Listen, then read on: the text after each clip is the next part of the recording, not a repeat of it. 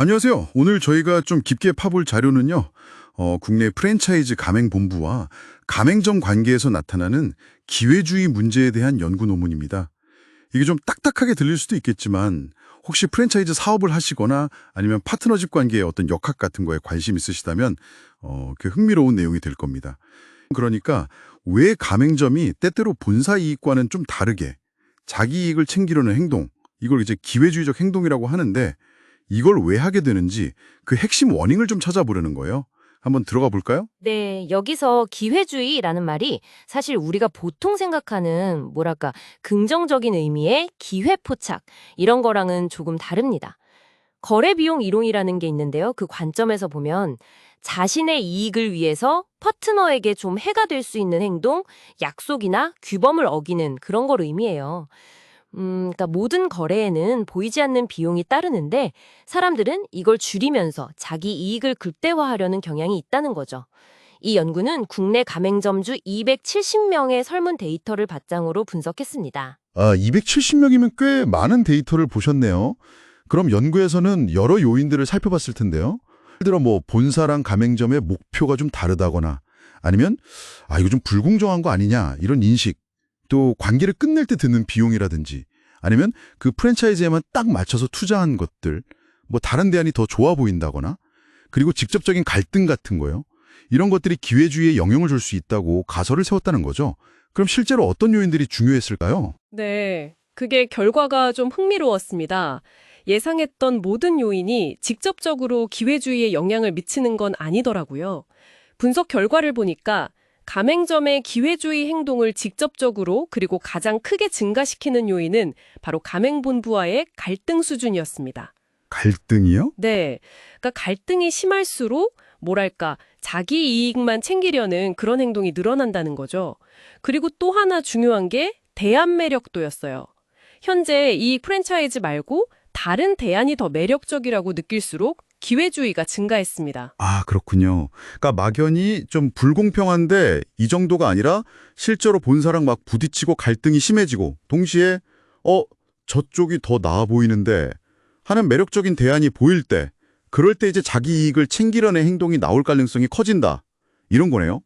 그럼 반대로 기회주의를 좀 억제하는, 줄이는 요인은 없었나요? 있었습니다. 그게 바로 거래 특유 투자라는 건데요. 거래 특유 투자요.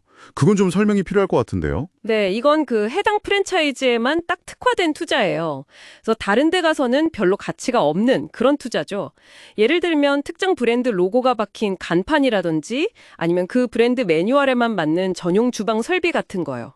이런 거래 특유 투자를 많이 한 가맹점일수록 오히려 기회주의적인 행동은 줄어드는 것으로 나타났습니다. 아하.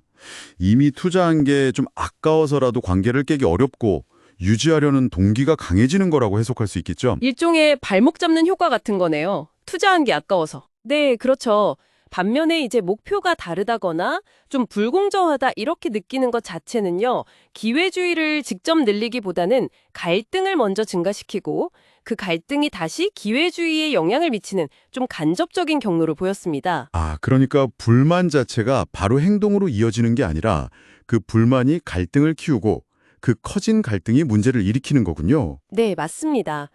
그리고 관계를 끝낼 때 드는 비용, 위약금 같은 거요. 그것도 생각보다 직접적인 영향을 크지 않았어요. 결국 그럼 직접적인 원인은 갈등, 그리고 대안 매력도, 마지막으로 거래 특유 투자. 이 세 가지가 핵심이었군요. 자, 그럼 이 결과가 우리에게 또 이걸 듣고 계신 당신에게는 어떤 의미가 있을까요?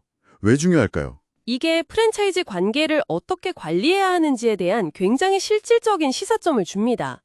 특히 가맹본부 입장에서는요, 그냥 계약서만 믿고 있을 게 아니라 가맹점과의 갈등을 적극적으로 관리하고 줄이는 게 정말 중요하다는 거죠.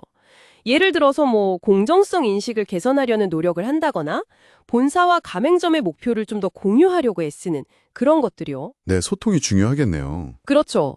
그리고 동시에 가맹점이 해당 브랜드에 대한 거래 특유 투자를 좀 더 하도록 유도하고 또 외부의 다른 대안들이 상대적으로 덜 매력적으로 보이도록 현재 관계의 가치를 높여주는 전략, 이런 게 필요하다는 겁니다.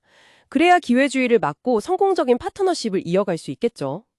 그렇군요.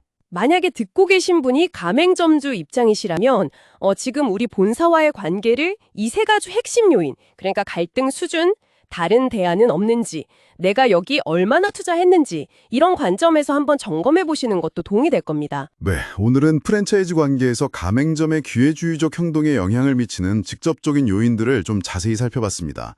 결국 본부와의 갈등 수준, 그리고 다른 대안이 얼마나 매력적인지, 또 내가 이 관계에 얼마나 특화된 투자를 했는지가 핵심 열쇠라는 점 기억해 두시면 좋겠네요. 네, 마지막으로 한번 생각해 볼 만한 질문을 던져보고 싶은데요.